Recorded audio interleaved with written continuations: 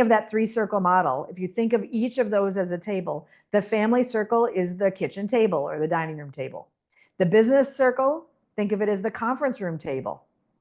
And then the owner's circle, think of that as the board table.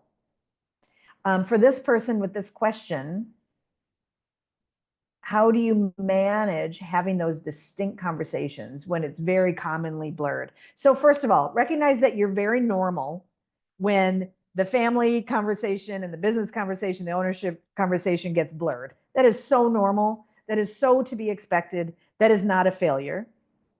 And things are going to be a lot more productive, of course. That's where your question is from, is how do you actually start to separate it?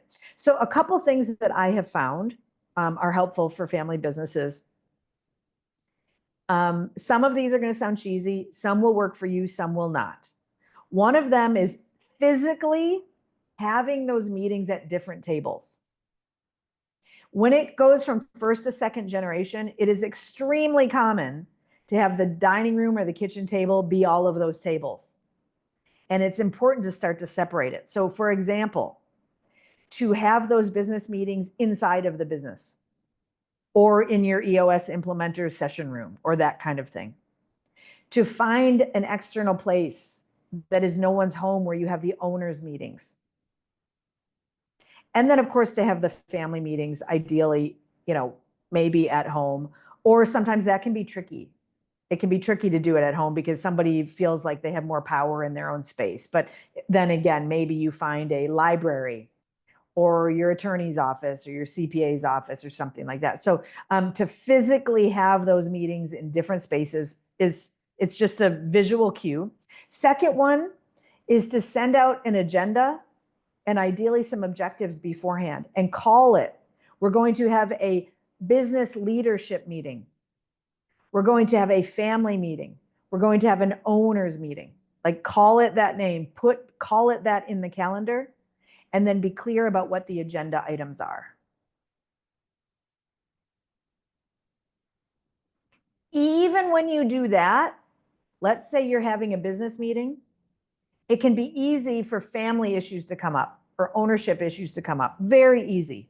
Then my recommendation is to create a parking lot or a agenda for that other meeting real time. So for example, let's pretend your leadership team in the business is all family members and they're all owners, and you're trying to have a business day-to-day meeting, and something comes up like, we should really sell the building. That's really an owners meeting. You say, okay, great issue for our next owners meeting, and you just start building the next owners meeting agenda right there. You move that issue to the owners meeting agenda. And if you need to, you schedule the owners meeting there, but you say that is for our owners meeting. We're going to stay focused here on the day-to-day business stuff. What is more common is you're in an owners meeting and then something comes up that's in the business. Like, why is cousin Jeff leading the mailroom? Well, that's not really an owners meeting thing. Owners decide who runs the business, like the integrator, the visionary.